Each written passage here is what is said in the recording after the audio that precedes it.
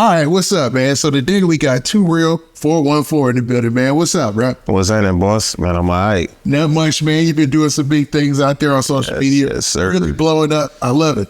Appreciate it. How are you dealing with all this attention?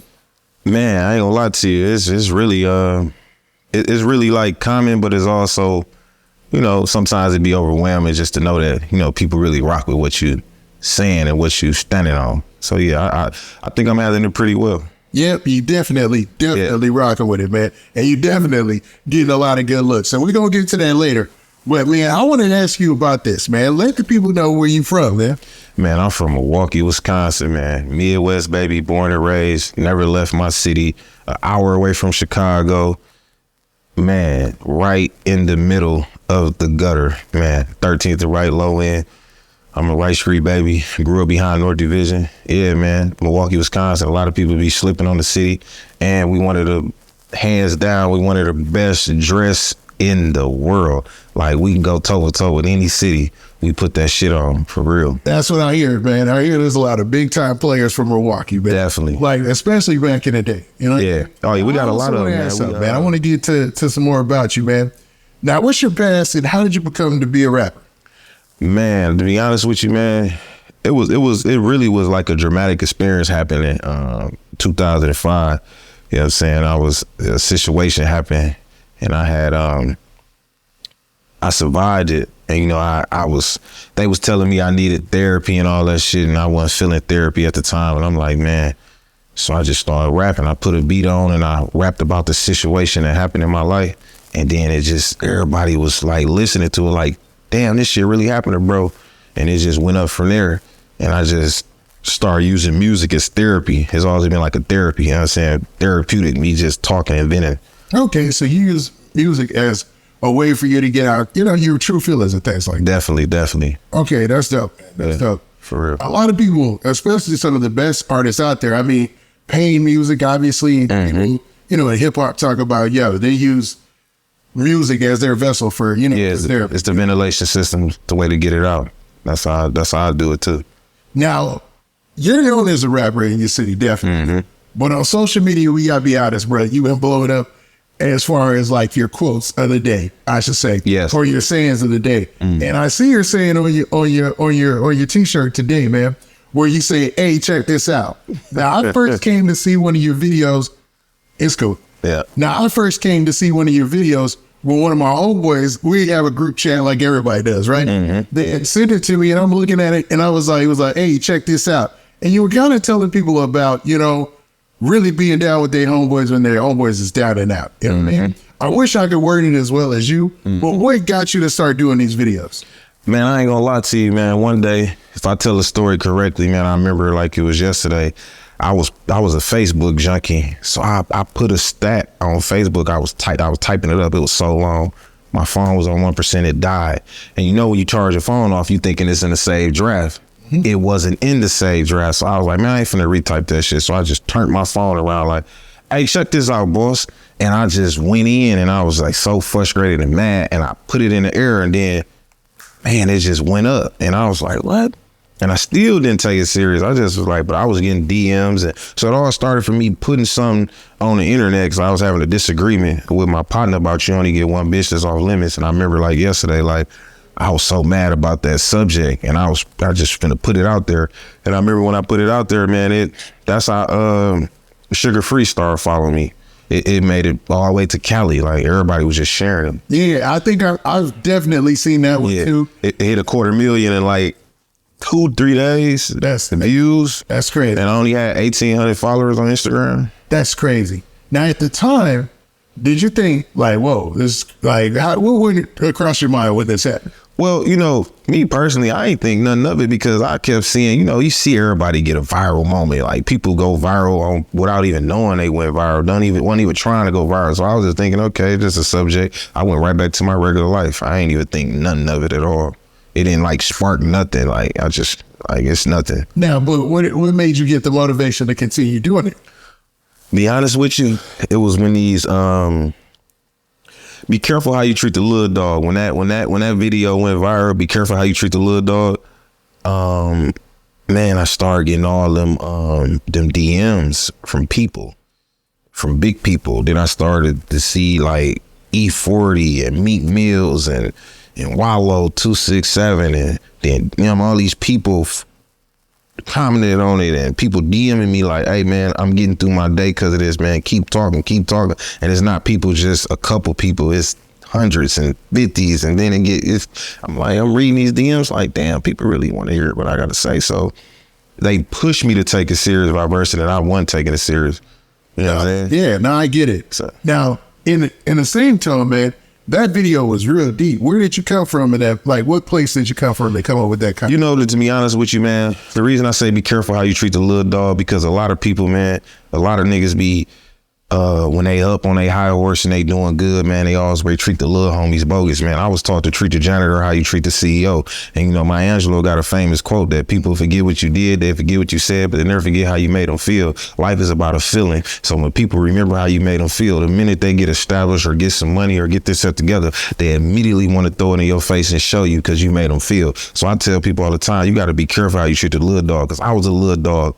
I was a little dog before, you know what I'm saying? And when I was a little dog, a lot of them treated me as such, you know what I mean? Made me feel less like my opportunities weren't gonna come, and some you would try to help me back. But the difference between me and them is when I got in position, my God and my spirit and my heart is so pure, it wouldn't allow me to do the shit you did to me. So I'm not gonna return the favor. What I'm gonna do is I'm gonna constantly treat you with kindness, and that's gonna eat you alive, because you did me wrong. You was treating me like the little dog. So I felt that, you know what I'm saying? Because now it's my turn now. And instead of me throwing it in your face or treating you how you treat me, because I already learned to like do for others what they would necessarily do for you, and you'll be blessed. And I learned that from my grandma. So yeah, be careful how you do the little dogs. Definitely was a personal thing with me, where I felt like I was the little dog. Now I'm the big dog. And some of the homies that was the big dogs, now they ain't the big dogs. So it was just I was going through that emotional stage of feeling that, and a lot of this stuff just be off the top of my head when I be feeling it, because sometimes something could trigger a thought, you know what I'm saying? I go around somebody or be around somebody, and it just make a nigga think about, yeah, I remember how you treated me. And it's wild. Now, this is real. I got to really keep it real with you. It's wild how, even when you were talking about that right now, it resonates with me, you know what I'm saying? And when it comes to people who are celebrities, like you have E40 in your comments constantly. You got Meek Mill in your comments constantly. I was amazed by it. I'm like, your comment section is like a meetup for like all-star rappers and stuff. And people really right. They're real, you know? Right. And it's so diverse.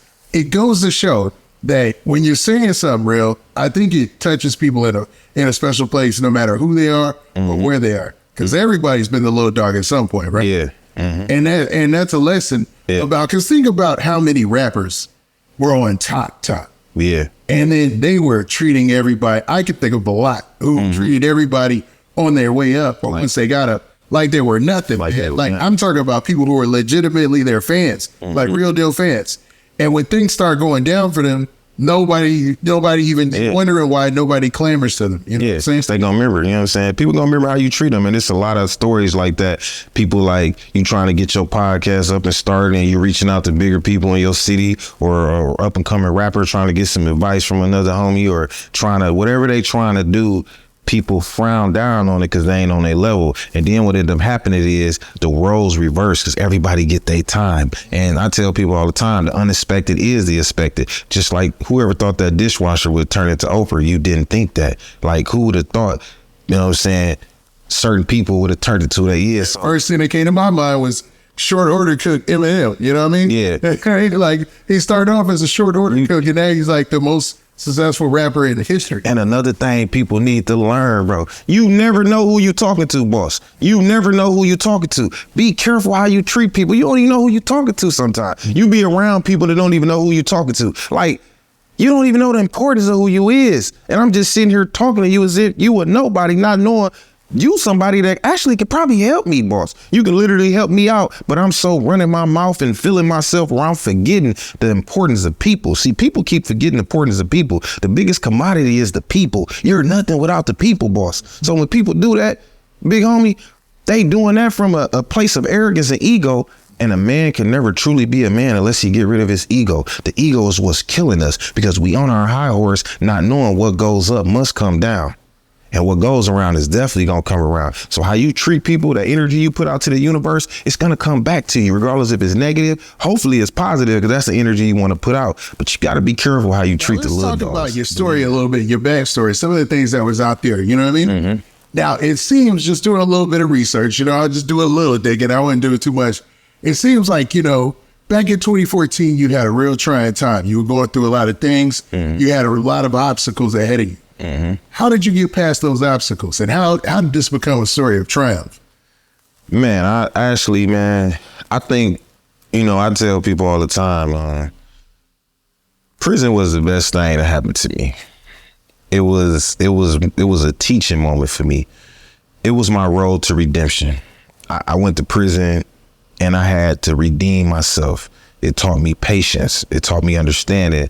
And it was just, I was transitioning out of something that I didn't even know I was transitioning out of, because like I say, if it's your calling, he gonna keep calling. I feel like God just kept stopping me and putting me in places where he can allow me to think, because I'm a thinker. They say the worst thing you can do is put a thinker inside of a thinking tank. And prison is a thinking box. You're gonna be in there thinking, regardless if it's negative, positive, you're gonna think. So the way my mind and body and spirit got conditioned, I don't think I could have did that on the streets. And just being in there with lifers and niggas is never coming home, and people gravitating towards me, telling me like, man, you got a second chance, and like outside people from the church coming in, and I'm only going down there to just kick it with my guys, but end up catching a word that I feel like is for me. And I'm like, this is God. He really just, he trying to make me get something, but I'm still ain't trying to hear it. So it's like, I'm just so like, man, fuck that. Because I always had a mindset like this, boss. I got to get some money, bro. I can't be fucked up. Mm-hmm. I work a job, I shovel some snow, man, I cut some grass, whatever. I got to get out here and get some money. And that's always been my mindset. I never understood the lazy mentality, like to not hustle or go get some money. And when people think hustle, they automatically think drugs. It's not necessarily drug. Hustle is just you getting out here and making it happen, whatever you got to do. So I feel like prison, man, was the best thing that happened to me, man. It kept me, it turned me into a more mature young man. It let me sit there and review my whole life. Like you take somebody's file and review their file. I reviewed my life and I realized like I could be that old nigga in here for the rest of my life telling stories, or I could be on the outside changing my life while I'm telling stories and changing other people's life. Them your options. That's a good outlook on it, man. Because a lot of people, when their back's against the wall, like you said, man, people get lazy. And it's giving up, to be real. When somebody's lazy, they're just giving up. Some people are peaceful lazy. They just want only a minimal thing for their life. But man, most people aren't like that. I'll say 80, 90% of people, they really want something. But a lot of the people who are quote unquote lazy, they just give up. And when their back's against the wall in a situation like that, 9 times out of 10, they don't look at it as a way to reform. And another thing too is like the people that's the closest to you, they'll be the last people to see you change. Like a lot of people don't see it because they right up on it. They don't see the growth. They don't see the change. A lot of people gonna remember you for what they remember you as. I don't care how far you make it or how far you evolved in life. Them people close to you gonna be the people that's gonna be like, they're not gonna even see it. They're gonna be the last people to see it. There's gonna be people that see it that don't even want to admit they seeing it. Mm-hmm. Because people look at your success as they failures. It's like a mirror. Like, and people confuse success with progress too. A lot of us not successful. We just progressing in life. Hear that again, man. Man, listen. All that, because I don't understand. Sometimes there's competition out there where people feel like they're competing with you, and there's nothing wrong with friendly competition, right? Mm-hmm. But it seems at times that people can't get into a situation where they turn themselves into haters. They're not a hateful person. That deep down inside, if you did good, they did good, they'd be happy about it. But as soon as you start doing good in some situations, man, it just like, I don't know, man, it turns them into almost your opposition when they can't see that, yo, I'm growing. And that's crazy how you say that, because what I learned is about a hater, most of the time a hater really be a fan. Sometimes a hater be a person that just can't, they love everything you doing. They just don't like that it's you because they wish it was them. Some people really, a lot of people don't like how other people fuck with you. A lot of people really don't like how other people gravitate towards you because we living in this comparison time where comparison is a killer all joy. So I'm comparing myself to you like, oh man, I look better than dude. I got more money than dude. Why they rocking with him? Because they don't know what's for you is for you. For me is for me. People gonna draw to me for being my authentic self. They may draw to you for being a clown, a comedian. Be you, because can't nobody do you better than you. So sometimes when people be hating, it comes from a really admiration and an ego thing where they just can't put their pride to the side and allow you to be great and even contribute to your greatness and push you forward, because that's what life is about. We got to keep pushing the next podcast out. We got to keep pushing the next rapper out. We got to keep pushing the next businessman out. We got to get behind our people, because one thing I can tell you, boss, when I was in prison, man, a Mexican can come on the unit first day. Hey, Los Españoles, you speak Spanish? As soon as they find out you speak Spanish, man, they come drop him off some shoes, some coffee, some motherfucking, just take care of him. I've heard this. A nigga come on the unit, he fucked up. Guess what we gonna do? Niggas gonna laugh at him like, bro, he should be out there having money. He out doing bad. That's great. And it's only us. It's nobody else, boss. It's nobody else. Wait, okay. We about to dissect this real quick, man. Why do you think that? What is up with that, man? I had, you know who Dewberry is? He's one of Charleston White's. Yeah. I recently seen Viral too, right? Yeah. He's doing his thing, and he was telling me stories about when he was in prison. He did 18 years. You know what I'm saying? Yeah. And he was gang banging the whole time. Came back a very changed man. You know, he coaches football, all that stuff. Yeah. He was pointing those same things out to me. Was like, yo, for some reason, when it comes to the blacks, they all like, if it's a violent situation, we all get together. Yeah. But as far as like helping each other out, things like that, we don't do that. And you see it right in your face that other people do it. You think you would learn from that lesson and say, oh, well, let's do that too. But nah, we just don't, man. And I don't know why. Man, listen, we have an out for self culture. Even when we trying to do something together, we got an out for self motive.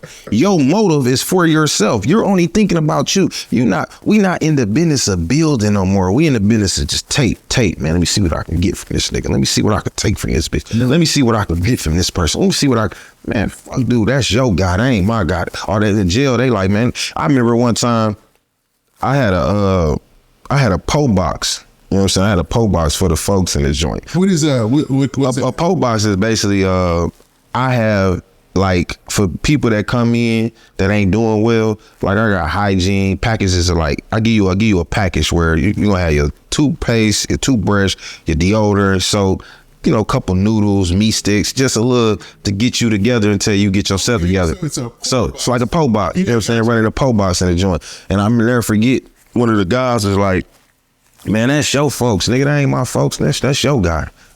And that's what we be on. We be on more like, I'm like, hey man, dude got a podcast. He doing his thing, man. Come mess. He said, man, that's your fan. I don't care about it. I'm doing my own thing instead of networking. Because the Mexicans come in the joint, they don't even know each other. They just, as long as you know Spanish, they got you. They gonna make sure you straight, you good. They bless you right in, and they just stick together. And I just be like, damn.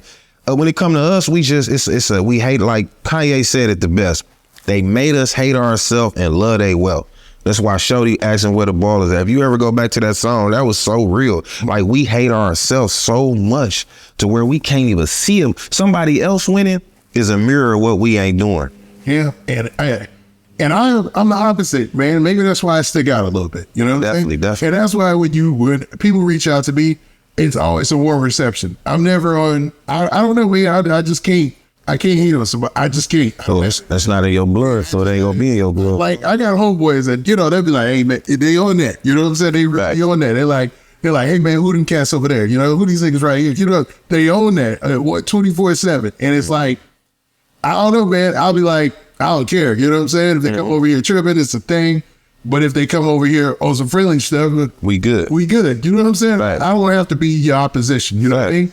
But man, I don't know if that's a sharpening tool, and why when we make it to the heights of things, we're so much better and leagues above everybody else, because you got to be the best. You know what I'm saying? Mm-hmm. But is it a hindrance to more people that can make it?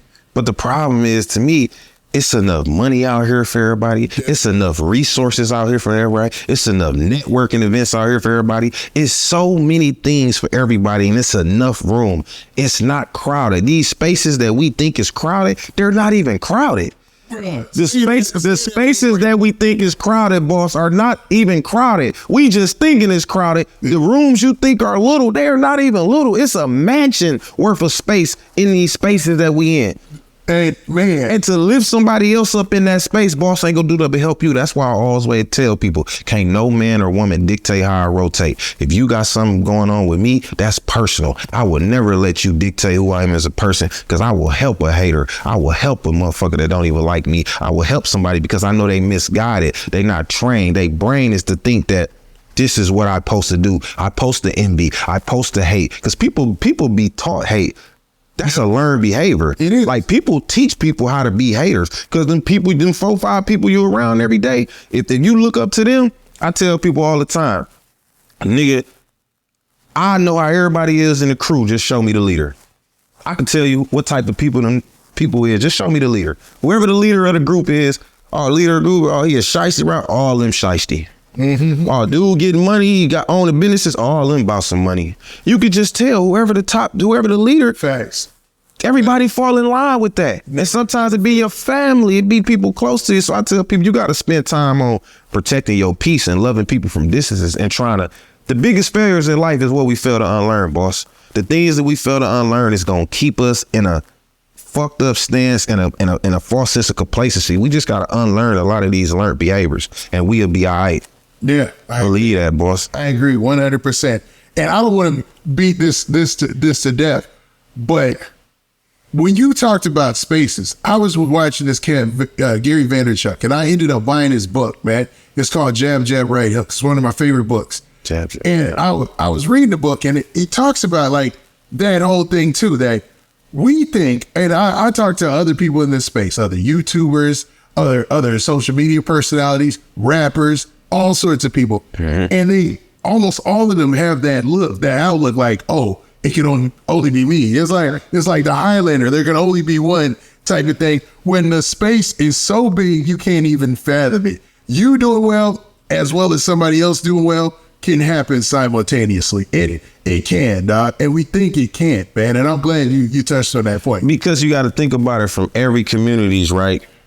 You got the Chinese, right? They come have the beauty supply stores with the hair, right? They make enough money, they get another store, they go get a whole nother family from China, bring them up. The Indians own the gas stations. Mm-hmm. They make enough money, they come bring some more of their family in. They all about empowering, because they not worried about stuff we worried about, because you got a lot of people that just want to be the boss. That's all they care about. Mm-hmm. Oh, this is my shit. Like girls, I remember I was doing events at these clubs, and everybody would come in there and be like, hey, this your spot, because I look like a boss. They think I own it. Everybody think I'm there, but I ain't there yet. So I'd be like, no, baby, this dude club, he own this right here. Yep. And okay.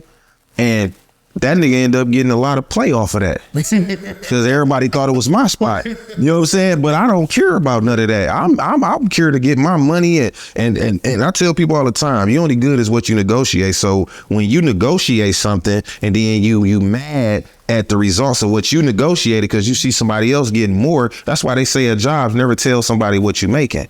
Because they be like, how you making that? I do more work. So it's like, never cause conflict. We need to stop caring about titles, boss. That's the problem with us. We care about titles more than we care about the overall. Like, you know what I mean? It's just, man, that shit crazy, boss. It's a task, man. It's crazy. All that, man. It's a task. I'm gonna be real, man. But man, let's go ahead, man. We talked about that and your coming up story or whatnot in a nauseum or whatever.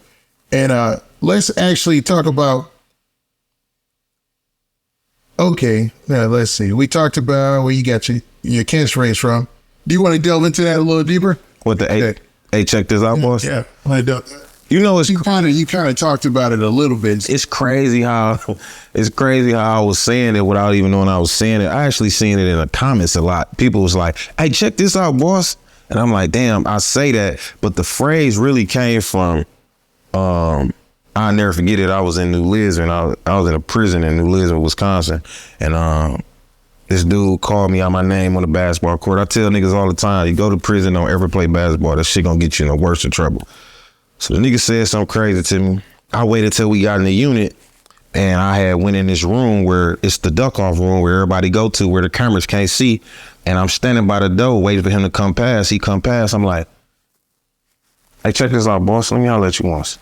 You know what I'm saying? And nigga was scared to come in the room. I'm like, because I was ready to get at him. Yeah. So the mindset of that was, hey, check this out, boss. Let me holler at you once. That always been like, basically, when I say that to you, that's really like, that's not good. It's either we finna handle some business or I'm finna holler at you about something that's on my heart. Mm-hmm. So when I start saying that to the videos, it came from me having shit on my heart and giving it to a motherfucker that same way. Like, hey, check this out, boss. And it's like, it was just like a serious demeanor that I always had when I'm serious about something. Because, you know, a lot of people be forgetting that I got a personality, but when I'm speaking on things, I'm really reliving some of this stuff I'm speaking. So that's why people get that seriousness from me, because I relive a lot of shit. I got traumas. So when I'm talking about something, it triggers a thought and it triggers a feeling. I really revisit a lot of stuff. Now, that leads me to another question that I got to ask you, man. What is the Wisconsin prison system like? Like, well, how's that set up? Like, you guys are so close to Chicago. I'm sure there's a bunch of GDs and BDs and vice lords. Well, and all that. You know, truth be told, it's not no real gang banging going on in Wisconsin prisons. You do got your vice lords, you got your GDs. Vice lords stick together, the Latin Kings stick together, but we ain't never had like no race wars, no race riots. Maybe in the early 2000s, early 90s. Okay. You know what I mean? When the Muslims set it off.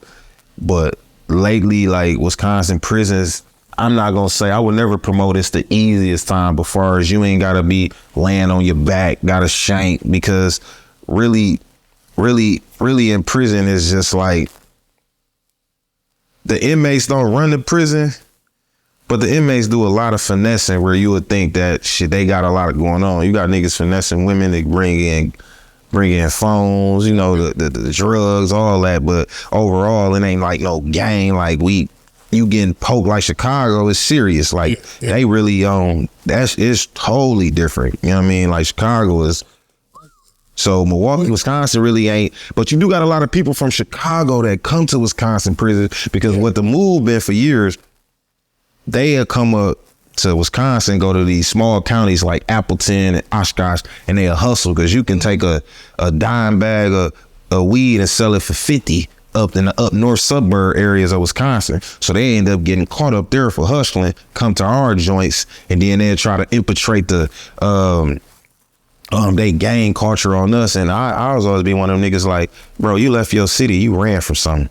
You got ran out your city. Any real gangbanger from Chicago would still be in Chicago. Why is you in Wisconsin prison talking about some gangbanging or some structure shit, nigga? You ain't even.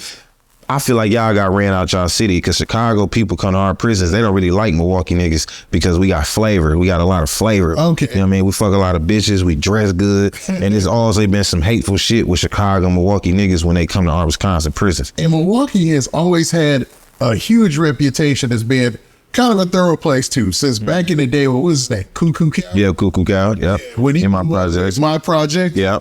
Where did I knew you were probably a kid at the time. Well, 2001, I was 14, 15. Yeah. What did you think about that time when Cuckoo Cow did blow up? Man, when he blew up, I ain't gonna lie to you. I definitely looked at it as like, cause I remember the remix had Trick Daddy and I think it was Corrupt on it, and I was just like, damn, he all up me, he doing this thing, and I wasn't into music at that time. So, but I remember being locked up when I looked at the newspaper and seeing he was #1 in the country, you know what I'm saying, for a couple of weeks. And I was like, damn, he's from Milwaukee. And to this day, like, he's still one of like the biggest artists out of our city.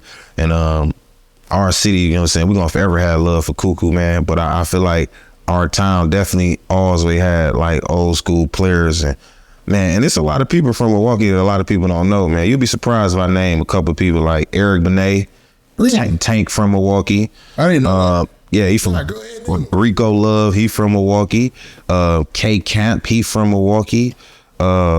Man, it's so many people that's from Milwaukee. You wouldn't even think they from Milwaukee, and you'd be like, damn, it's a lot of people. And even Pippin Ken, Kevin Ivory, he rep Milwaukee everywhere he go, even though he was born in Chicago. Okay. So it's like, our town really been known for years. Tony Neal, Court DJ, he from Milwaukee, you know what I'm saying? He moved to Miami years ago, but he still repped the mill. So it's like we got a lot of people from our soil. And I'll say this. And Latrell Sprewell that knocked this coach out for New York Knicks. Yeah. Well, he from Milwaukee too. Choked this coach. Choked this coach. Yeah. PJ Carlissimo, man. Yo, you remember that, yeah?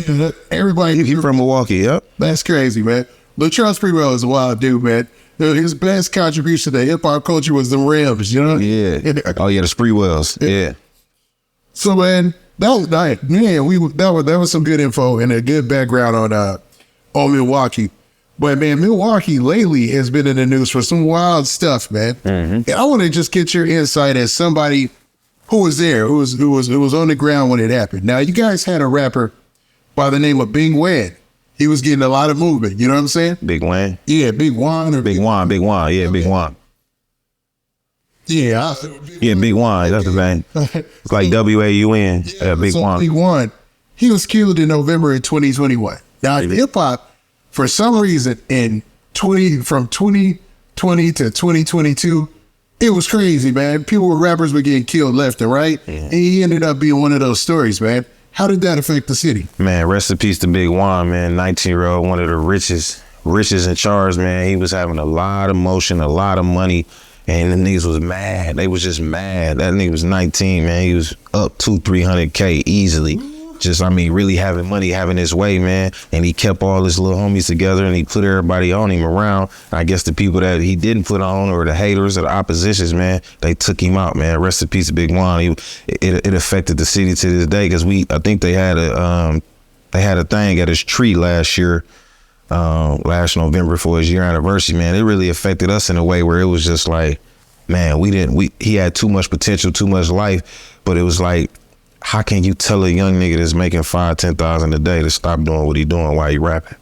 So it was kind of one of them situations where little homie was out here, he was in it, you know what I'm saying? Yeah. But he wasn't a troublemaker. He was a good kid. That's what you know what I'm saying? And he was so young that he wasn't a troublemaker, good kid, but it's like this. You ever notice that somebody hit you and you hit them back, but they catch you?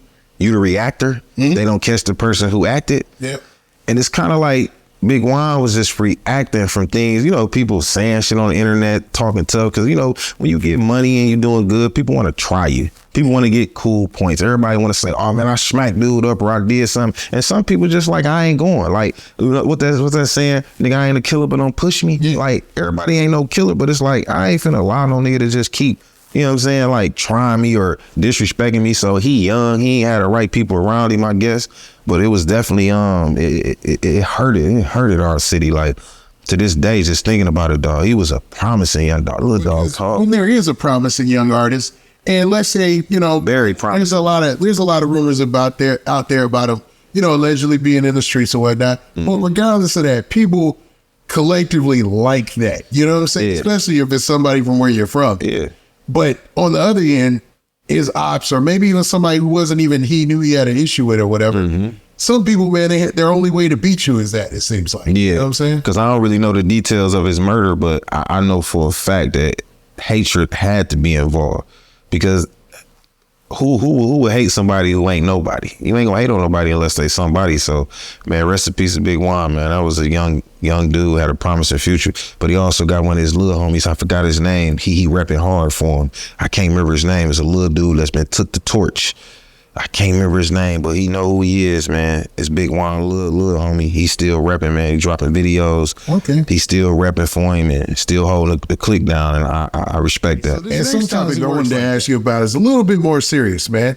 And it made national headlines. And it's not specifically in Milwaukee. It happened in a place called Kenosha, Wisconsin. And you know where I'm going with this. There was a big case with a guy by the name of Kyle Rittenhouse. Now, there was a Black Lives Matter protest, and he ended up shooting and killing some people when he showed up with a firearm. And this case basically split the nation in half. Were you out there at the time? And were you living in Milwaukee at the time? Yeah, I was living in Milwaukee at the time. What was the move during that time? I know it was a crazy time for the whole country. Oh, shit, black people, we ain't care. Really? We ain't get no boss. I didn't give a It was a white on white. Yeah, that's true. The people we killed was white. That wasn't our fight. We knew the results. I knew it's a white kid, white people, man, he wasn't finna get no justice. We didn't care. Like, when people was talking about it, man, I was like, man, we don't care about it. It didn't affect us, because if it was some black people we killed, then yeah. But like in the hoods and the ghetto, man, we ain't give no about. We ain't give no about it, because it was white on white. Let them handle their own business. That's their yard. See, the problem is we don't care about something that's happening in somebody else's backyard. That's them. That's a white on white crime. Who was shocked about the verdict? Not no nigga in the hood. Not no nigga like me. I wasn't shocked at all. I knew for a fact that nothing gonna happen. Even if he did get convicted, he was gonna do a couple years. It split the nation because people were so adamant about, I guess he came from Illinois, come down there to protest, and he walking past the police after he shot him. But everybody understand white privilege. Everybody know what white privilege look like. They know what it is. Any black person out the ghetto, we know what white privilege is. We know what the justice system was designed for. It wasn't designed for us. It was designed for us, not for us. You get what I'm saying? I'm hoping they don't miss your logic there. Yeah. Yeah, it wasn't. I'm kind of relieved to hear that, Yeah. It was a big case, and pretty much the whole nation was sitting by watching it. To think that locally in Milwaukee, most of the black community could care less. Care less. I wouldn't give a white on white crime. That got nothing to do with me. So, and this goes to a lot of the rumors about Wisconsin as a state, and Milwaukee specifically as a city. They say, just like Chicago, there's a big racial divide, like as far as people messing with each other, as far as racial, you know what I mean? Well, you got to realize Milwaukee is the #1 segregated city in the nation. #1, you can look it up. We the #1 segregated city in the nation, and we #1 in mass incarceration of a black man. #1, you can look it up.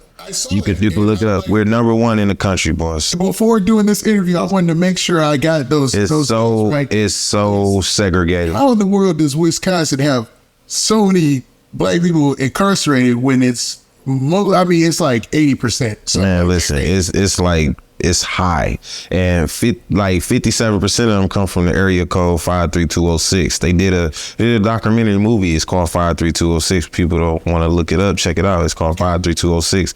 It's a whole documentary on that, like the crime, the areas, like they target these certain areas. I don't know if it's like that in other states, but like when you get insurance for your car, if you use some of these areas, these zip codes, all your shit gonna be through the roof. Wow. They base it upon the proximity. Like I remember one time I had an insurance quote. I used my mama address. It was in the hood. Man, they was talking about $3 something a month, $380 something a month, like something ridiculously high. Then my guy got a crib in St. Francis. That's like the suburb area. I used his. It went all the way down to 112. This is crazy. I said, wow. So it's like it's very segregated. And you said there was a documentary about that. How can they not see that that's by design? Yeah, it definitely is, because it's segregated to where all the black people in the inner city, you got the white people in the suburbs on the outskirts, you got the Mexicans on the south side. You know what I'm saying? Like everybody's segregated. Like it's not that many white, black, Mexicans all living in one neighborhood. And this is what's odd, right? Yeah. Most of the southern states now, the bigger cities of the southern states aren't as segregated, right? Yeah. Most of the most segregated cities are in the Midwest. Wow. Milwaukee, Chicago, and Indianapolis, I believe. You know what I mean? Yeah. And however you want to phrase Indianapolis is like Midwest or whatnot. But that's weird to me. Like, why do you think that is? Well, I always think stuff is by design. Like, that shit had to been by design, because all these years, like, it hasn't changed. Like, they target certain communities, target certain areas. Like, that's why a lot of the rappers, some of our best street rappers, man, they can't get a break. I mean, they either get indicted, they going to the feds, they get locked up, they catching a case. It's just like they get targeted. You like a lot of Chicago rappers go out to Wisconsin and get locked up. Yeah, I've seen that, man. Like, and our system is it's up to where we got true for sentence in our city. What is could you break that down for the fans? So true for sentence is, if you get sentenced to 30 years, you do 30 years. Wow. You don't get no 85%, none of that. No, if you this is state, right? Yeah, if you get state. If you get 10 in, 5 out, You doing 10 years. The only program they give you that is for like people who get drug cases and they addicts. It's called ERP, or Earned Release Program. Where it's a national mandate to make sure every state follows those guidelines. So yeah, it's an Earned Release Program where you got to have 3 years or under to get in the program. So if you got 10 years, you got to do 7 to even qualify. Wow. And then after you do 7, it ain't a guarantee they're gonna get you in right away, because sometimes people be fucking up while they in prison, getting tickets, going to the hole. But you get to that 7, you might not get into 8 years, but then you go do the program. It's 5-6 months, and then that 18 months you had remained in on your 10-year sentence, they put that on the back end of your papers. But then Wisconsin got some stuff called extended supervision, where I've been on forever, where if you get 5 years papers and you out 3 years and you violate and they revocate you for a year, when you get out, that 5-year paper start over again. And then if you out for 4 years, you violate again, they give you 2 years, you get out, the 5 start over again. Wow. You gotta constantly complete. If you gonna complete the whole 5 years, they take all your street time that you was on the streets and they put it right to the back end again and start you over. Wow. Every time. 5 years. 5 years can turn into 20. That's what I was saying. So all you're doing is those 2 years is getting added on to an additional 5 you would have had to do anyway. So now you're doing 7. That 2014 case you was talking about, man, that case supposed to have been over in 21. That case ain't gonna be over till 2024. They turned 4 years into 10. That's crazy, man. They gonna get 10 years out of me, and I only supposed to have been on for 4 years. That's crazy, man. Yeah. I've never heard of that. It's called extended supervision. They the only person do it. Are they the only state that do it? I'm thinking so. A lot of states have got rid of it. It was a governor called it was Tommy Thompson. In 1999, he imploded that law, and it went into effect in 2000. So anybody from 99 back that was locked in prison, they still they can go parole every 5-10 years and get out, like even if they had life. But after 2000, if you got 30 in, 20 out, you got to do the whole 30. And they got extended supervision where if you got 5 years paper, you got to walk the whole 5. So what they do is a nigga be out 3 years, his girl will call and say you did something to her, and they can just lock you up off allegations. Like, I can call your PO, you got a shooting case. Mm-hmm. And you messing with my baby mama, nigga, I can call your PO like, hey man, Whitty shot at me, man. Ooh, I fear for my life. Well, you gonna come out here and make a statement? Yeah, I'll come out here and make a statement. They come out to the PO office, sign a statement and say you shot at him. PO call you, say you turn yourself in. You turn yourself in, nigga, they give you the revocation papers. And like you fight, you like, man, I ain't shoot that dude, he lying. They're like, well, he said you shot at him, he's willing to testify to it. Man, I'm going to the hearing. You go to the hearing, nigga, they nail you. You got no new case, no criminal charge or nothing, and you can go back to prison off something somebody said you did. That's why Wisconsin's system is these prisons that they didn't build. Are they the biggest employers throughout the state? That's what I was going to say. Besides the university, I think the university system is the biggest. A lot of these prisons are in these small counties, like New Lisbon County, right? Before they built that prison, they didn't even have a grocery store in that county. They built that prison. That prison financed the whole town. Mm-hmm. Employed the whole town. I remember one time this guard was like, oh yeah, they use y'all as tax write-offs. It's 2,500 inmates in this prison. Y'all, they file y'all. I'm like, what? He like, yeah, this whole city, when I first worked here, we didn't have a grocery store, we didn't have this, we didn't have a Walmart because of you guys fucking up. We got this Walmart, we got this grocery store, we got all this because you guys. This whole. I have to be fair, play devil's advocate. Like, if you did something and you got to go to jail, it is what it is. Uh-huh. But the way that he phrased that, you know what I'm saying? Yeah. It doesn't sit right with me. Yeah, man, listen, man, I done had COs, it's just like Milwaukee it's like we so used to the hate, the racism, like the crab in the bucket mentality is serious in Milwaukee. Like, if you see me at the top of the bucket finna climb over, instead of you pushing me up to get over there, you just want to pull me down.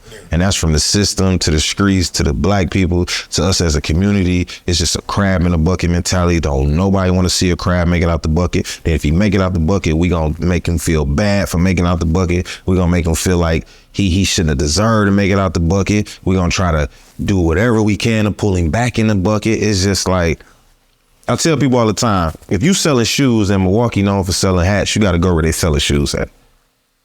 It's cool to go, but try to come back and do something for the soil, because that's my mindset. Now, during the time with all that unrest or whatever, during the, when everybody was locked down or whatever, there were big protests in the city. Like, how did that affect the city? Man, it affected the city where, depends on, like, it was a couple protesters. When Seville Smith got killed by the police, they burnt down gas stations, banks, beauty supply stores. I mean, that was the first time I ever seen it. Think about that, man. You know, to me, I'm always gonna think what everybody else think. Like, damn, like I feel like personally, man, go downtown and do that with them white people, man. Go fuck they shit up. Y'all fucking up shit in our own community. They laughing at us. I never understood the whole tear down your own communities, like, but that just let us know, like, the misguidance that we have got as a community of people. Like, we don't even think straight. Like, bro, if you want to tear something down, a white person shot this black man. Why would you go to the black neighborhood and tear their shit down? Yeah. I personally think you shouldn't tear nobody's shit down, but if you gonna go, you're trying to tear everybody's shit down, but if you gonna go, yeah, like, come on, boss. If you gonna do that shit don't make no sense. I never was a part of that. And when that happened, arrest happened, I was locked up. And I remember it was one of the guys, he was finna get out, and they helped his release because he was from that area. So they weren't finna release him in that. So they had to wait. He had to wait like an extra month for all that to die down. Wow. Imagine being there, about to get out. And then they say, hey, man, there's a riot going on, civil unrest. You got to stay here until we clear this thing up. You know what I'm saying? Wow. Like, man. Because you're from that neighborhood where they doing everything at. Yeah. I wanted to ask you about another situation that took place in Milwaukee, man. And it was a crazy one because at the time I was actually blogging or whatever, and I actually covered this story. Now, there was a rapper by the name of Fatboy Guala. Now, Fatboy Guala was found dead after being shot, I believe, in a burning car. Like, what happened in the city during that time? And are you familiar with this case? Yeah, that's Money Eyes, man. Y'all know about Fatboy Guala. I remember about Money Eyes. Man, that still hit us. That hit home. That hit us hard. Man, Money Eyes, good dude, man. I'll never forget, man. My favorite song was, I was trapping so hard, man. They stole my dough bill. They stole my dough bill. Yeah, they stole my dough bill. That was, dog, I swear to God, Money Eyes, that was my God, man. Listen, it's so many rumors in the streets what happened, man. Me personally, I can't really speak on like what happened as far as like how it went down. Mm-hmm. But to find his body like that, burnt, and man, listen, this man reputation, man, he been stand up since I was a little dude. Since I was a little homie, he just always been a good dude, man. And he always just been himself, really. Like, he never was somebody that, he didn't have a rah-rah personality. He just was chill, calm, smooth. He was a player, and he stayed out of people's way. He loved music. You know what I'm saying? He always did music. He used to be with this crew of people called Fourth Coast in our city. And man, he was a good dude, man. Like, so when we heard that, it kind of like, because sometimes when you hear something about people, you expected it. Yeah, like definitely. If they running around wilding and stuff, you'd be like, I expected it. But when it came to him, that was so unexpected, man. It was man. Rest in peace to Money Eyes, man. That was deep. That was our guy, man. Good dude, man. Condolences to him and his family. Just thinking about that death. What you're saying, it sounds like this whole situation came as a shock to everyone. Like, yeah, it shocked me and the whole city, the whole culture as a whole. Like, it took us by storm because the way he was found, man, we was like, man, it was like some mob, like a mob hit, like some cartel shit. Like, you take a body and you take it from here, put it in a car and burn it. It just had everybody like, man, what bro could have did? Because a lot of people know him and a lot of people know of him, and the people that know him and the people that know of him saying the same thing. It's like, how him? It didn't make no sense. And to this day, it's still a unsolved case. It's still a mystery to a lot of us. Maybe some people in the close knitted circles know what's going on, but nothing has really got out. But yeah, man, rest in peace to Money Eyes, man. And when you hear about that, man, it's something so graphic. Like they moved his body to a car and then burned the car. Like, and it goes back to like, yo, what in the world did he do to make him that mad? And what in the world? For that type of cover up, maybe it might have not even been anything that had to do with him. Yeah. Right? It definitely strike a lot of All questions. right, so tell me the whole story about your crew, ABM. Man, ABM actually, I started ABM back in like 2004. It was all about me records. You know what I'm saying? It was me originally, and it was my guy, my little partner, E-Money, and you know what I'm saying? He ended up going to jail. Then I ended up going to jail in like 2010, 2011, came home. I clicked up with him, brought some more people in, and man, I was just repping it. And it was just a group of people, like a group of individuals all together as a group, because All About Me is just all about me. So if you ABM, it's all about you. So it was just a group of individuals together, man, as one. And man, we was definitely doing our thing, man, but everything just kind of like prison and the streets just put a lot of this music on hold. And it was just like, music as we know today, especially back then, you needed finances to push your music. Like the days of somebody just coming like, hey, I believe in you, I got the $200,000 but that wasn't happening. So it was just like, all they had to, for the last maybe 10 years, I've been have to rep it on my own. Like I got it tatted on my chest, like APM, you see it tatted across my chest, yeah. The wing. And it's just always been about coming together. Like, this how I feel. A lot of niggas be together, but they not together. And what I mean by that is, look at it from a team aspect. It's so many niggas worried about being seen taking the winning shot, but they guy over here wide open. Yo, nigga, he right there, he wide open. And you so worried about getting the shot and getting the credit and getting the glory, he wide open.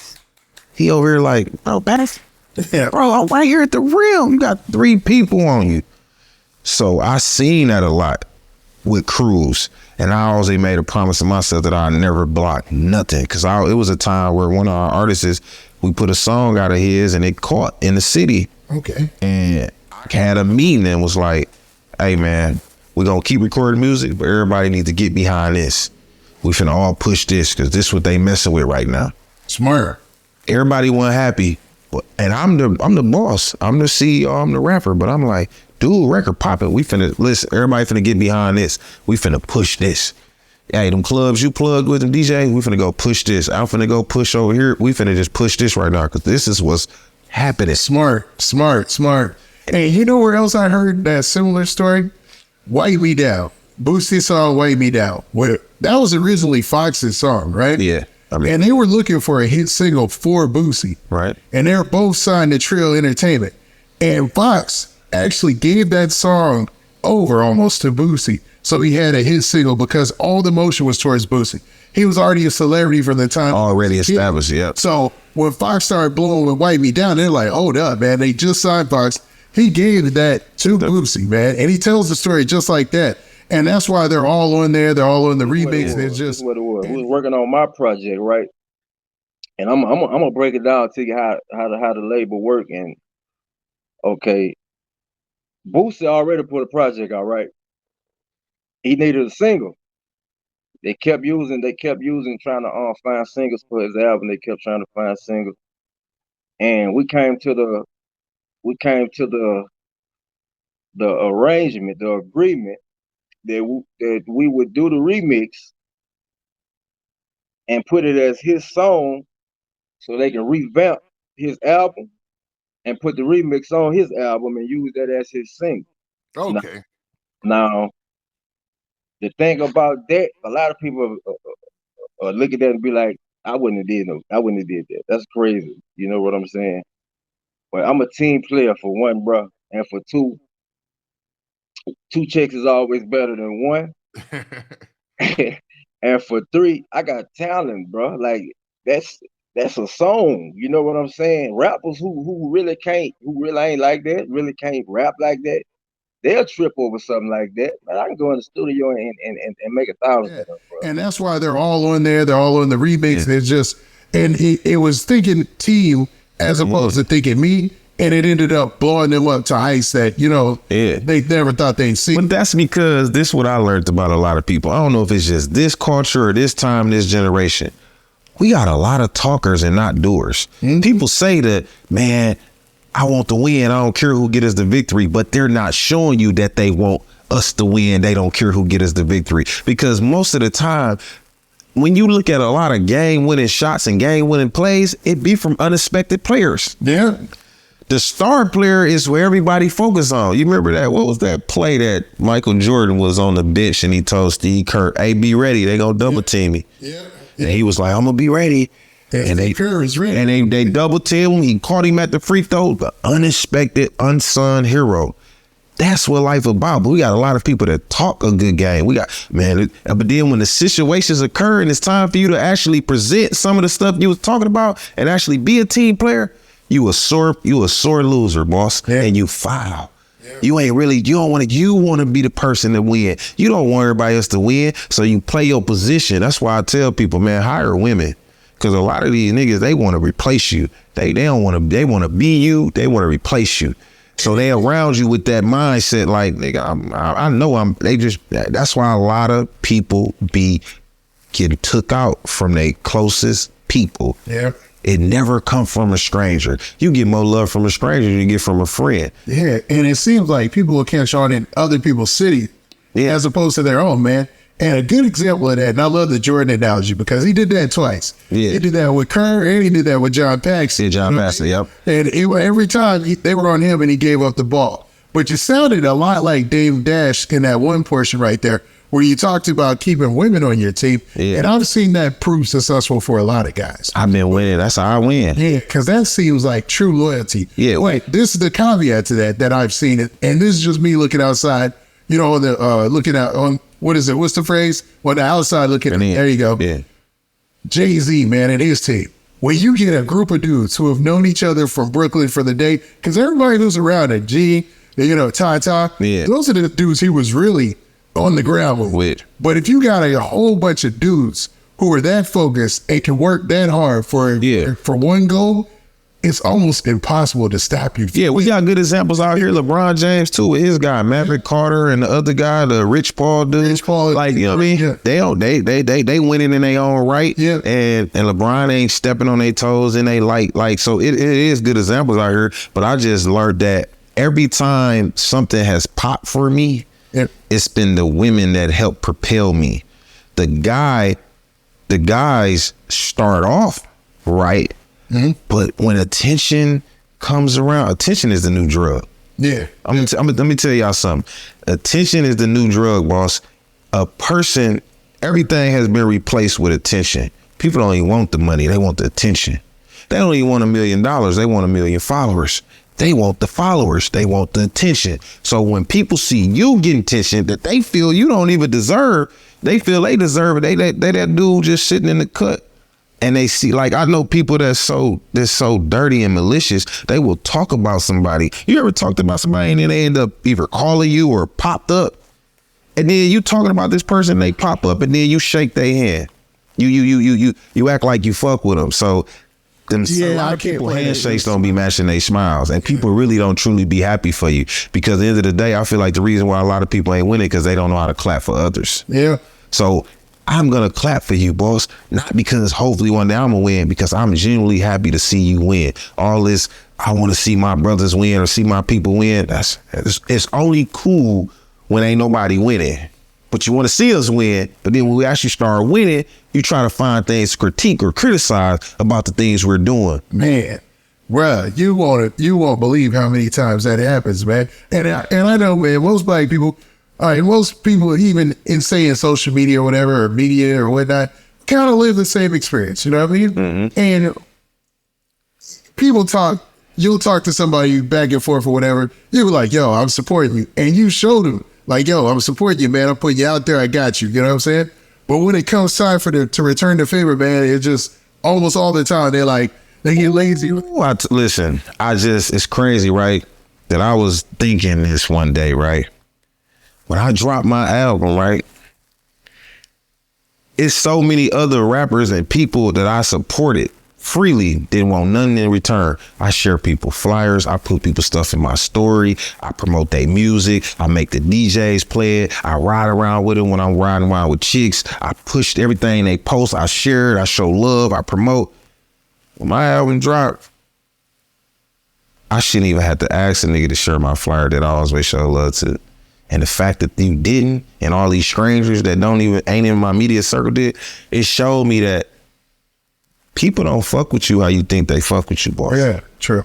You think because you being this genuine person, being this 100 person, they not reciprocating that same injury. Because what I learned about people is they scared to put you in their light because they think it's going to dim theirs, boss. Yeah. See, I'm a real individual. I'm going to put you in my light because it'll never dim mine. I'm confident in my manhood. I know who I am as a person. So me putting you in my light would never dim mine. But a lot of people be scared to put you in their light with it because they feel like it's going to dim theirs. It's going to direct traffic. Like, ooh, hold on. Because that's the problem right there. A lot of people be knowing that even with their platforms, like, damn, I can help him.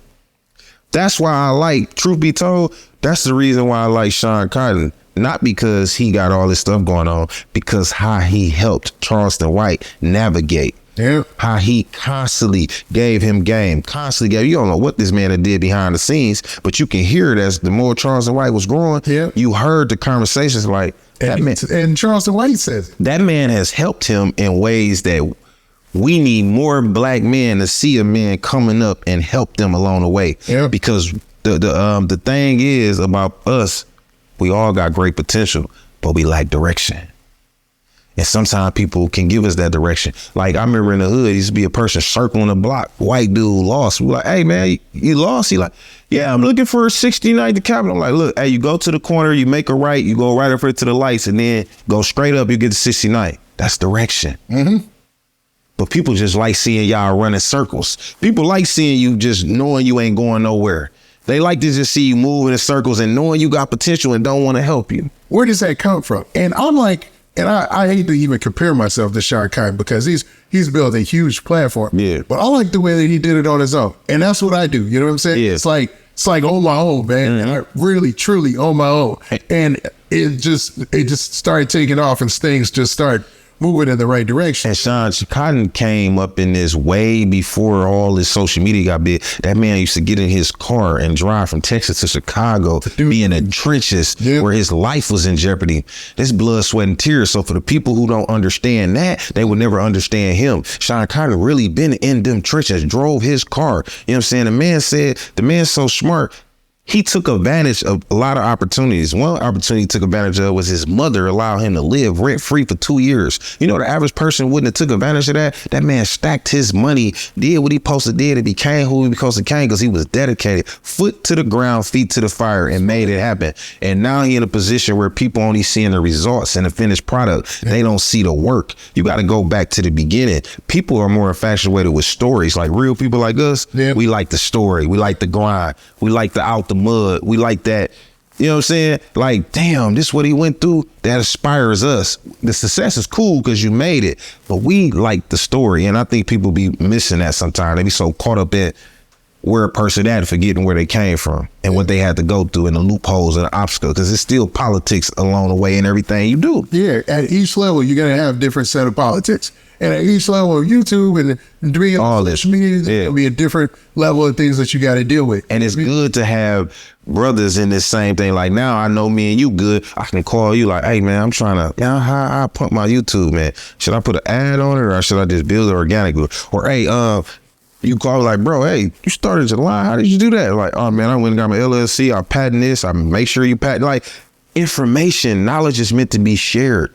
But people withhold stuff from you because they worried about you surpassing them. Yeah. A motherfucker worried about like, damn, dude, gonna pass. Guess who already made it, which is weird, man. It's just like, you get it, like, because you don't really want me up there with you. Yeah. I tell people all the time, as long as we shoulder to shoulder, everybody cool.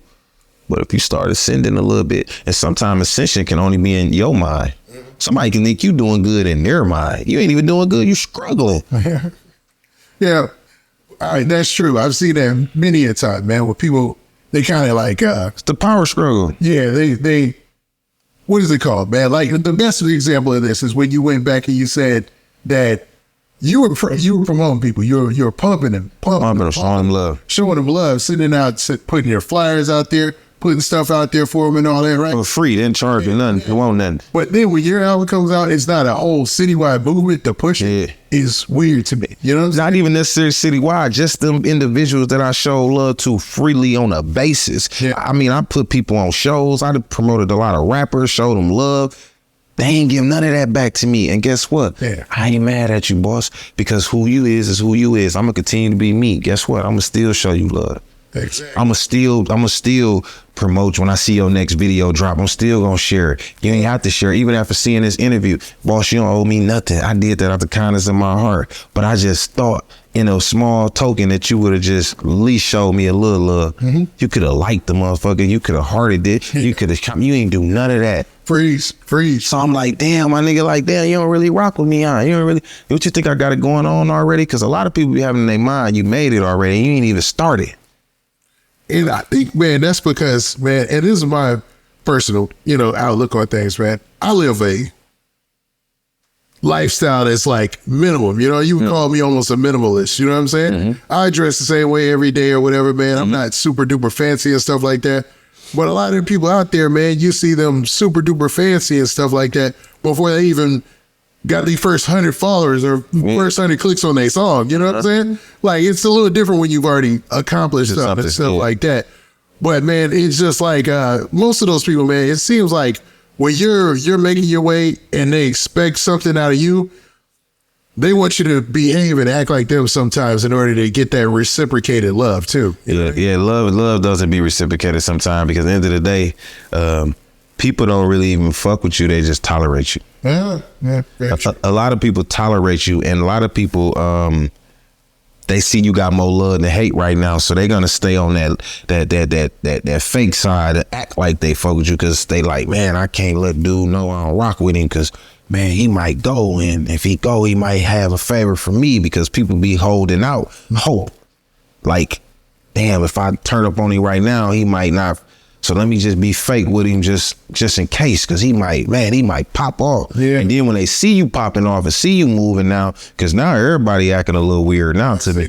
They acting weird, like, damn, what's going on? Like, you'll think you, and sometimes I tell people all the time, when you solid and people acting weird, don't never think it was you. It's always way them. Because sometimes we be scratching our head like, damn, what I do to bro? Yeah. No, that's him.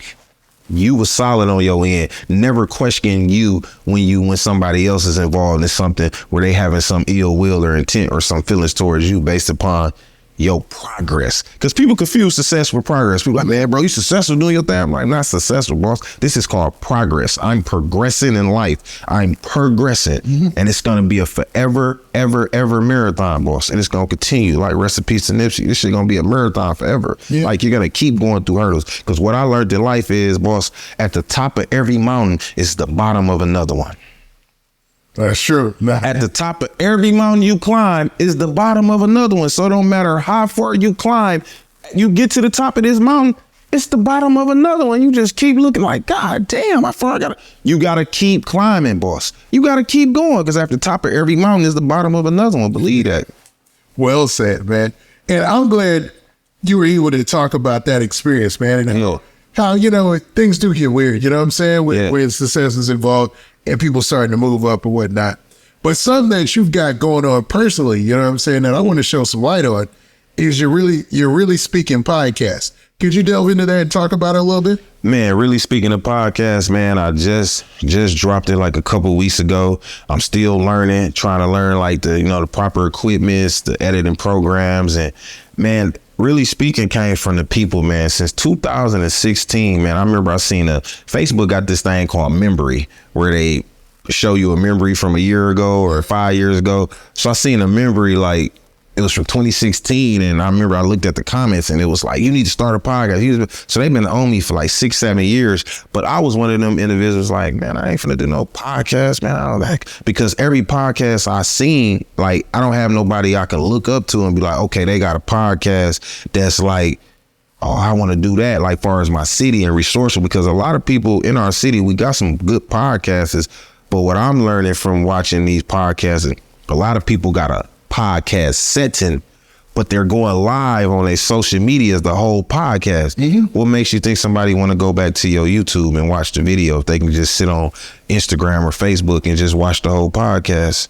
Yeah, it seems like so. It's like so it's like you're live streaming, but you got a podcast set up. You're live streaming. So really, speaking of podcasts, it's really me just speaking on the real topics of life that's I'm concerned with, and it's not like a co-host thing. It's more like personal, one-on-one. It's all me.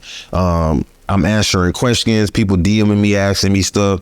I just recently started promoting my one-on-ones. I got a Linktree bio in my Linktree where I do one-on-ones with people, because a lot of people be having personal issues. And so when people like on my podcast, I'm basically taking my 1-minute videos that y'all love so much, and I'm going more in depth about these topics and really getting to the meat of them, and really explaining to people how I've been through a lot of the things that I'm telling y'all about, and break it down how I overcame the adversities and some of these challenges that I continue to go through. Because what I learned is, really speaking is like a therapist session. Like you really gonna get the raw, the uncut, the meat, and it's therapy. Now I know the bigger my channel get, I'm gonna have to do the editing and bleeping out and stuff like that, but I'm just raw, like the emotions come out.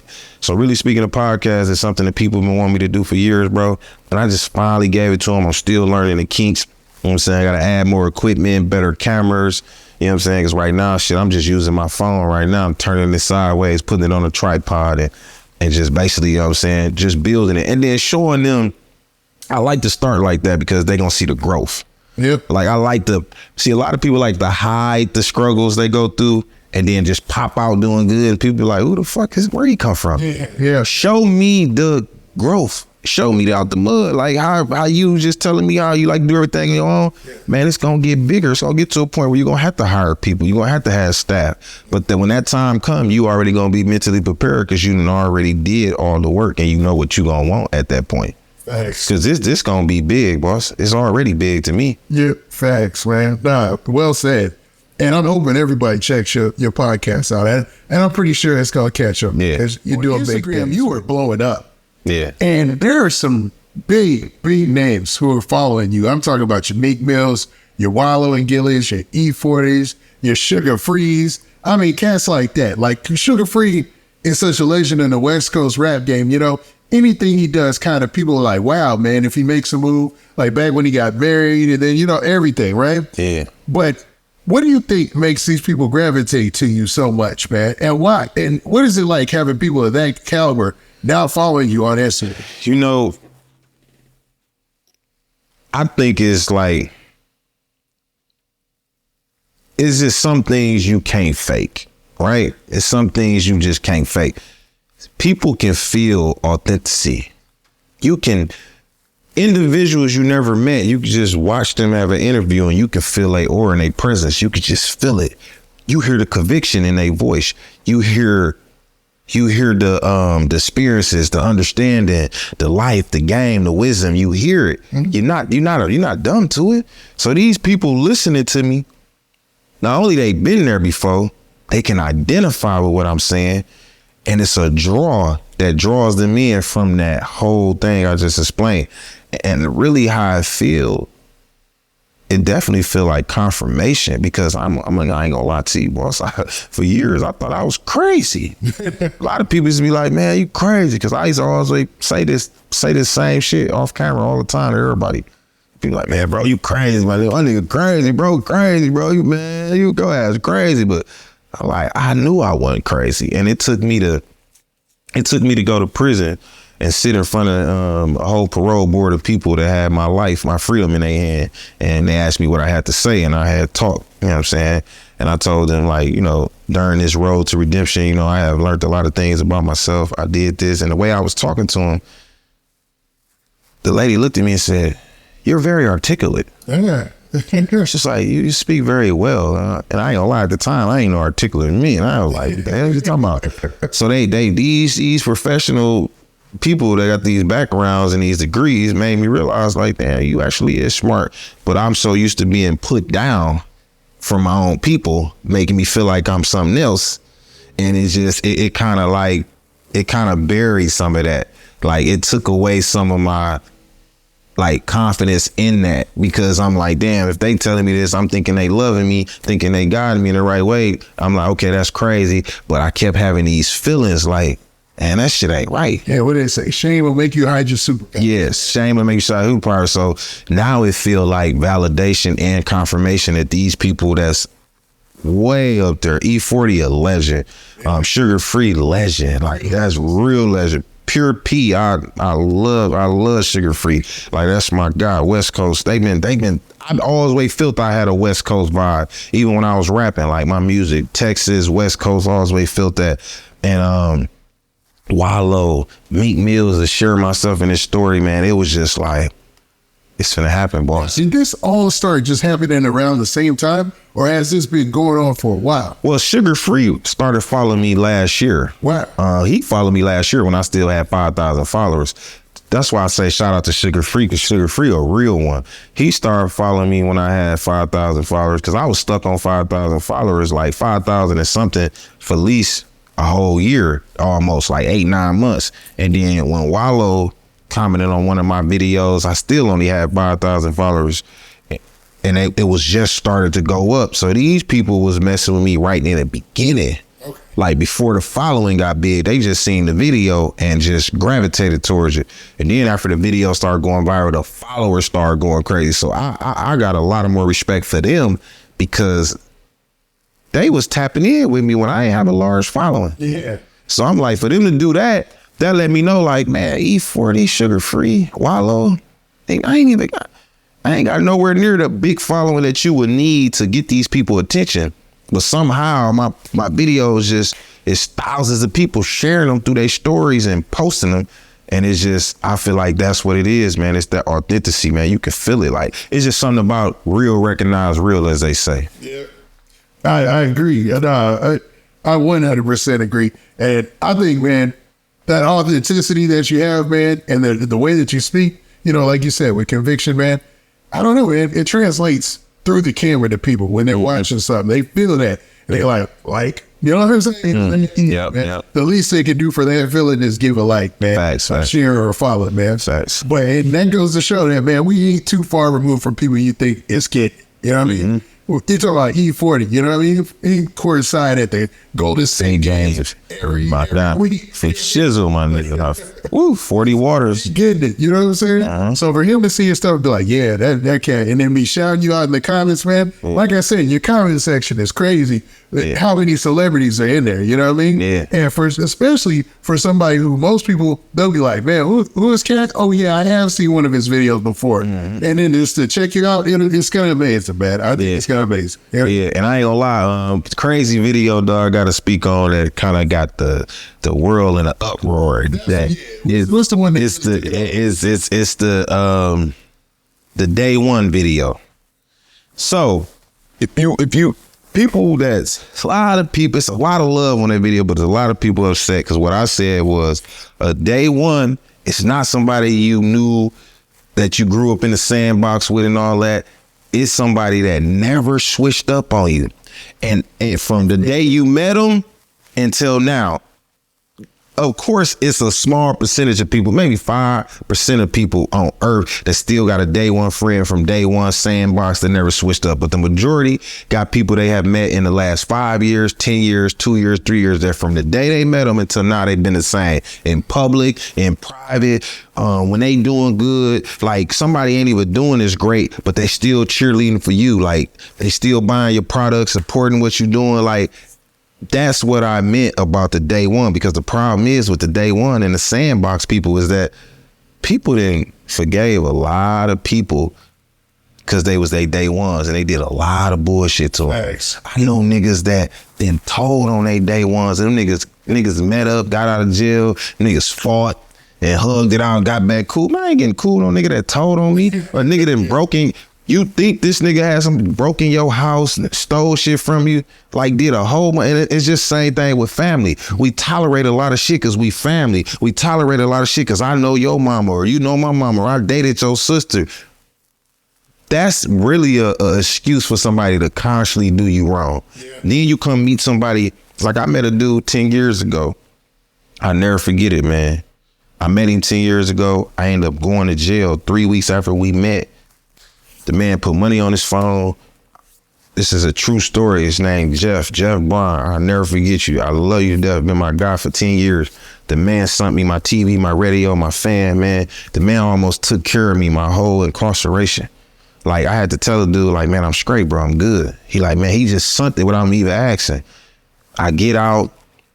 I need a car to get around, bro. Give me his other truck. Like, hey, I'm trying to go get a job, go do all. And he just and then it was times where he lost his house. He lost his house and lived back with his mother. My jogger came out.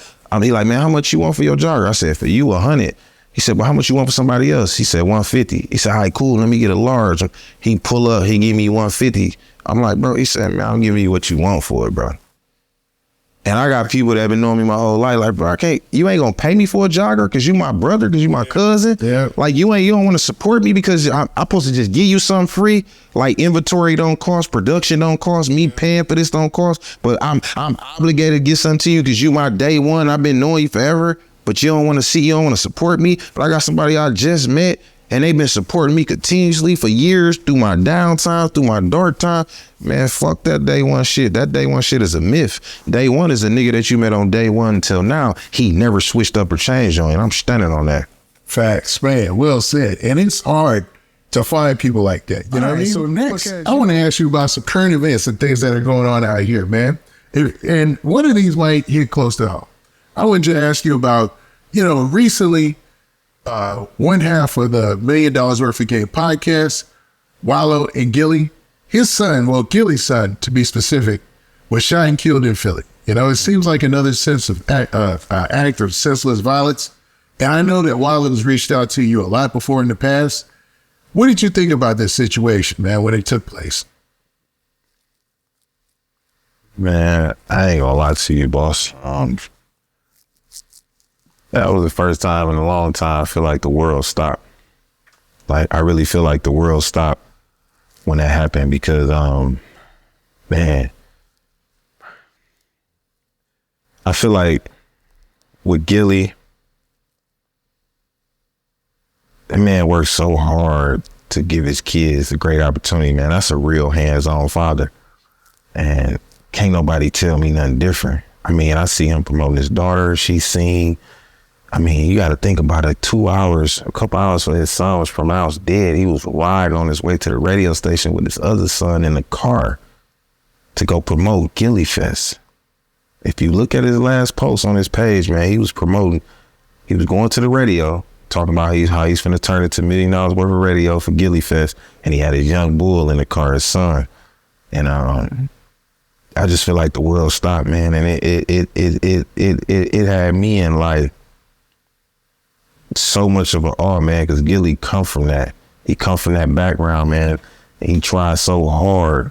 He put a lot of work in to provide them kids with opportunities. And I know in my heart, I can't say this with 100% certainty, but I feel as if he felt that, knowing that his kids didn't come from that lifestyle, they didn't have to, he put the work in and he got the respect he got in his city, that they was safe. And we all had that false sense of comfortability. Like, even in my city, you know, I can go hang out anywhere. I feel a love. I feel embracements, but it could just be a random act, man. And I don't know Cheese that much, but I just know the mac and cheese, the shirts that him and Gille and Wallo always promoting his single. I mean, he just loved his son. That one looked like him the closest to me. And it was just to see that, man, the world stopped. And I pray for the family. I pray for understanding. I pray that Gille continue to give us, you know, what we've been getting from him for years, because he haven't posted nothing since his son died. You know, Wallo been doing his part, advocating, trying to keep them together, and I know Wallo gonna do his part. But we really need Gille, man, because this tragic situation is actually can help us understand how to move through unfortunate circumstances. So I think the world is waiting on his, obviously, whenever he does talk, whenever he's ready to talk, the world waiting on it. But we also need that blueprint of how to deal with this type of tragedy and these type of situations when you fight so hard and do all the things you have to do as a father to make sure that your kids got the best lifestyle, the best opportunities, the best everything, because you came from that lifestyle and you got them out of it just for them to die in that lifestyle. So, man, I ain't gonna lie, man, I feel like the world stopped, and my heart goes out to Gille, man, and the whole family and $1 million worth of game. And I'm just really, really hoping that he can navigate through this, man, because, come on, man, nobody never, the child supposed to bury the parent. It's never the other way around. Exactly. Nah, well said. And I couldn't even say it that much more myself or any better, man. It's a tragedy anytime something like this happens. And it seems like, you know, they've been handling it personally, and the whole hip hop community is with Gille and his family and reaching out to him, you know what I mean, to show support. I'm gonna be honest with you. The Gille Fest was already finna be big, but his birthday, because they buried, you know, his son died Thursday, buried him on Monday. His party is Saturday, I believe. I think, I truly believe that the whole hip hop community in the world, everybody finna come together to celebrate Cheese on his birthday, because that's all the world, that's all people close to that situation should try to do, because I don't think Gille gonna be in the best spirit, even if he try to put it on. So I think it's more like, even though he buried his son Monday, I think the man, that's not enough time to grieve. Mm-hmm. And I don't know if he actually is grieving properly, because Gille is strong man. Like, he hasn't shown no weaknesses, you know what I mean? But he also taught us that it's a way to change. It's a way to be a different way. He smile, he joke, he get game. He show people how to love your woman, parade her, be an honorable man. So it's like, in these moments right now, I just want to let Gille know, man, we love you. We ride for you, man. We waiting on you. And we hoping that you can give us inspiration behind this situation to show us how to deal with such tragedies that's close to home, such as losing your child. Because I think that's because the way the universe works and how life is, it will want him to stop and give up. You know, because I'm not quite sure, but I'm knowing Gille being a street dude where he come from, can't nobody convince me that he ain't have an urge to really get back out here and see what's going on about his son. Like, who wouldn't? We come from the streets no matter what. And what I learned in life is a situation can occur that'll show you ain't too far removed from the nigga you think you used to be. You still him. It's just a situation that occurred. And then one of them situations, man, that if something did go down and Gille was involved, couldn't nobody fault him. But we hoping that's not the route he choose. We hoping he give us the inspiration and motivation to show us how to navigate through these situations, because we watching, we waiting. And I'm one of them dudes that I ain't never met the man, but I just got a high regard for him, and my heart goes out to him, because I feel like the world stopped when his son died. Rest in peace to Young Cheese, man. Well said, man. Nah, could have said I wanted to ask you about, which is high news, was the YNW Melly case. So YNW Melly has been going through this murder trial for a very long time. 5 years, 2018. Yeah. He's been locked up the whole time. And allegedly, he shot 2 of his homeboys. That's what they're trying to paint the picture as. And it was found in a mistrial. Now, anybody who's actually looked at the legal system understood that that's not the same as a not guilty. You know what I'm saying? Mm-hmm. A mistrial means that they could actually bring it back to court and try them again. And since it's a murder, they're likely going to try it again. You know what I mean? And that's what they actually did. Yeah, that's what they actually did. Yeah. Do you think the fans are going to be there this time when he has to wait this out for this new trial to commence? Well, first of all, I think he entitled to a bond. You gotta. I don't know if it's an 8th Amendment, but you got rights to say no bond is excessive.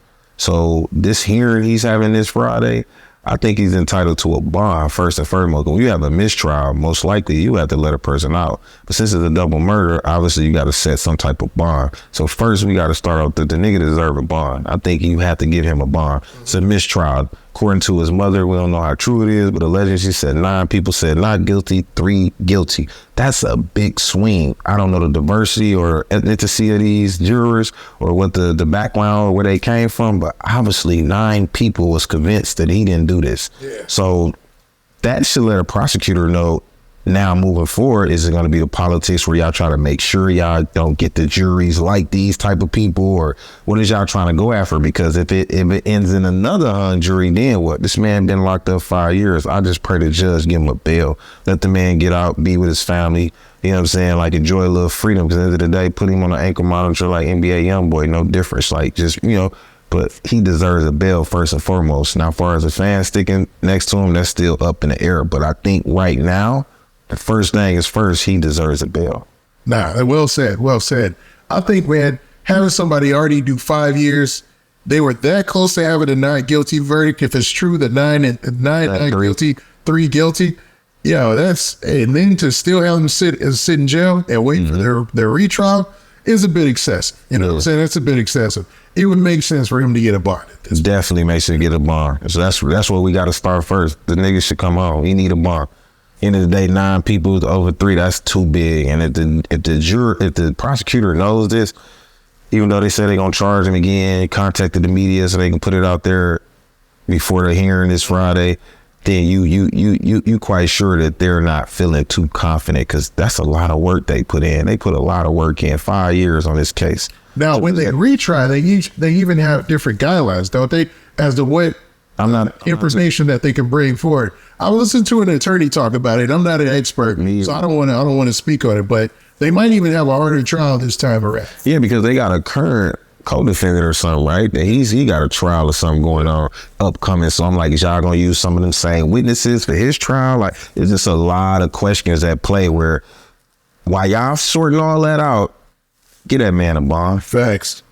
Nah, I agree. Now, let's move on to something else, because we both agree on that, man. Right? Okay, I wanted to ask you about this current trend in hip-hop media where you have 1090 Jake. And I'll be real. He's like the only guy doing this, to be honest with you. He's at the top of doing this, but exposing rappers' paperwork and doing big videos about it. And this kind of having the fans going at the rappers and exposing them for not being, quote unquote, as real as they proclaim to be. Examples of this is, and are you familiar with 1090 Jake? Yeah. Okay. Examples of this are Finesse2tymes.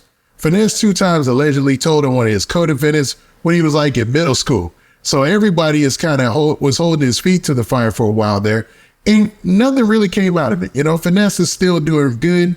Some people might be looking at it with the side eye, but this has got social media really talking about these different cases and how bad a snitching allegation is today. Because you've got Gunna out and doing amazing. You know what I'm saying? You got 6ix9ine out here working with Kodak Black. And I'll ask you about that separately. But what do you think about this, man? What do you think about is really snitching, and where does the line cross between hip hop?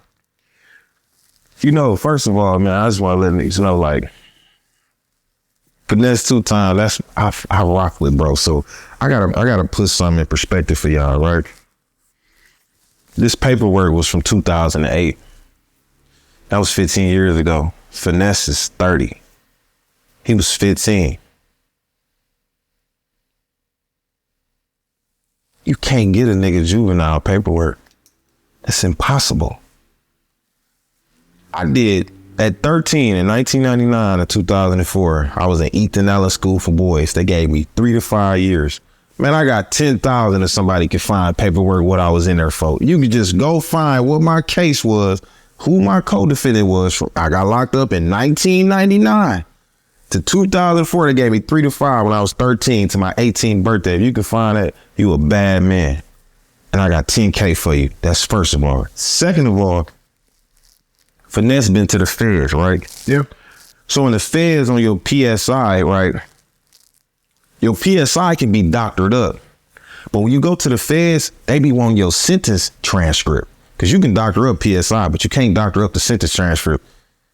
And your PSI got your juvenile, all your records on there. If he was a rat, they would have been exposed that. But you can't find a person juvenile record. Who's another advocate for saying that? Charleston White. He tells y'all, you can't get a nigga juvenile record. It's so hard to get a nigga juvenile record. Mm-hmm. So 1090 Jake said somebody sent it to him. That shit was false, because one thing I learned about your 5K in the feds, man, when your sentence transcripts come through, it let people know you solid. A lot of people won't even talk to you in the feds. You know, I got partners, uncles, everybody, man, they won't even talk to you until your sentence transcripts come through. So the thing about Finesse, any real nigga in the streets that been in prison know the game, know, like, they know that shit ain't right. That shit flawed. That's not a valid 1090 Jake video. The shit with Gunna, the reason why I say Gunner's situation is foul because he say he got tricked. In 2005, I was on a case with 4 of my people. Okay.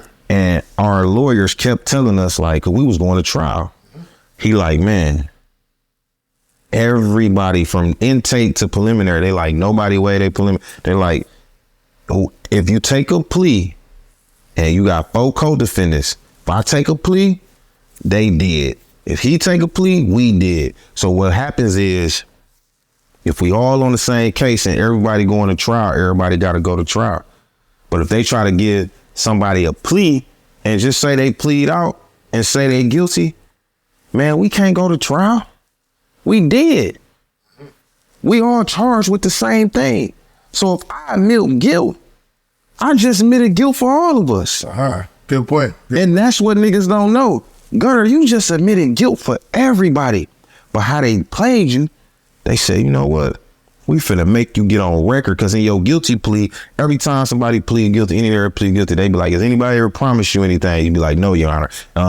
Do you understand that I can go over or under the plea? Yes, Your Honor. Like, you got to answer these certain questions. Mm-hmm. But they gonna give you what you got coming. But when you admit guilt and we all fighting, going to trial, you basically said we was guilty. So what Gunner did was definitely he was telling without knowing he was telling. If that's your defense, that you didn't know that you taking that plea was like, that means you mean tell me these lawyers you done gave these millions to didn't advise you, like, hey, you know, if you take this plea, it's gonna basically say Young Thug is guilty of everything, right? Because you're his second in command, allegedly, right? Correct. So that was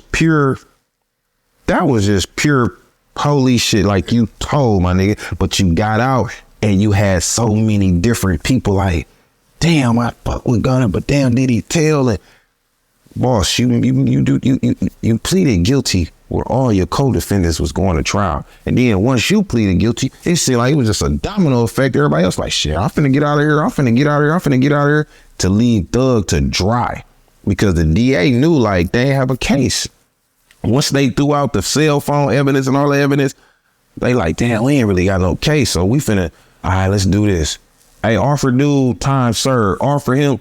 I had never seen anything like that. And that's the reason. It was like in one day 4 of them had got time. Come on, boss. 4 the next day, it was crazy. Even his brother, it was like, yo, man, everybody. With him. But the crazy part about it is you could tell what type of sentence they were facing by the probation, or excuse me, is it probation in that situation that they have. That's where I'm from. Where I'm from, boss, we know what they got by 2 things. The bail they give us when we first catch the case, and the plea they offer us. I'm facing 90 years. When I was facing 90 years on a case, they offered me 145 days in a county and 2 years papers. And guess what? Them niggas in the county like, shit, you been locked up already. 3 months, you better take that shit. I'm like, nigga, me and my nigga, we going to trial. Nigga, I'm not fit. They trying to offer me this little time. They don't got nothing. That letting me know out the gate, oh, y'all ain't got shit. Boss, when they offer you that little time, you facing 30 and 60, and they talking about a year and year, they ain't got nothing. They just want that guilty plea. That's what they live for. They want you to be guilty. And then when y'all ain't got paid attorneys, they in cahoots. They swapping y'all out. Yeah. They been doing it for years. So you cannot plead guilty. Like your bail, like I go to jail, I get caught with a gun, some drugs and this, and my bail $5,000 before I go to preliminary. I ain't even been to intake yet. My bail $5,000. If you ain't got that $5,000, watch when you go to intake, they gonna give your ass a fucking PR bond. They gonna signature you out that motherfucker, because the bail says everything about the case, and the plea they offer you tell you everything. Because I had my last case when I went to prison, the first plea was 7.5, second plea was 7.5, final plea was 7.5. They stood on that 7, so I knew I had to take it. Yeah, yeah. So when you get offered probation on a RICO, good for it. come on, my nigga, them niggas go on probation. Go home, not sit here for no little more days. You go home right now, because that's a ploy to get the big dog. Yeah. They want Thug, man, free Thug, man. I pray to God, man, this Sunday I seen him in the courtroom with his head down, and people sitting up here trying to crucify him because he got his head down, talking about when he was out here doing this. Man, he got his head down because all these niggas he done took care of and showed love to it. And these niggas that met they wives and they had all their fame and their Instagrams and went up off of him, been across the world traveling. He on $1 million worth of game and all these interviews saying jets, private jets. Them in front of people will never see in their life. Man, that hurt. I gotta hurt. That hurt. That's pain. He a soldier. If he was in there for something he did and it was just him, he would have stood on it. But the fact that all these niggas he done looked out for, man, listen, man, Cain killed Abel, my nigga. Apple killed Mitch. Yeah, nah, well said. The hate is real, man. Beyond kind. Now, on that same subject, just for a second, there was a situation that also happened with 3 Greedo. You familiar with 3 Greedo? Not really. I just heard it. I heard a little about a piece of it about was that the case where he was riding with his guy and they was transporting. He was in Texas and they were riding around. He went the distance to make sure he showed everybody he didn't snitch. He actually had an interview with No Jumper, brought his co-defendant with him on there, had the what is it called? The legal assistant that worked the case on the phone with them just to plead his case. And that's how serious I think sometimes these I ain't see that though. Yeah. I ain't see him. He brought him on there. Yeah, he brought him on No Jumper with him. Yeah. So did that video evidence, what was it, a video or a statement he released where he telling the police that he kind of figured it was something, or like, remember he was like something of that nature. Yeah, I know what you're saying. I can't remember exactly what it was. But it was something like he said I kind of knew something was up. I was just riding with him and they said, bro, that's a hard situation for a nigga to think he gonna just wiggle his way out of it by bringing some niggas, because who's to say you ain't pay that nigga? You could have paid that nigga, like, exactly. Hey bro, I need you to come on here and clear this up for me. Woo, like nigga, that shit ain't valid. You said what you said, my nigga, and I can't lie, that shit flawed. All right, so let's close out with this, man, and this is recent, man.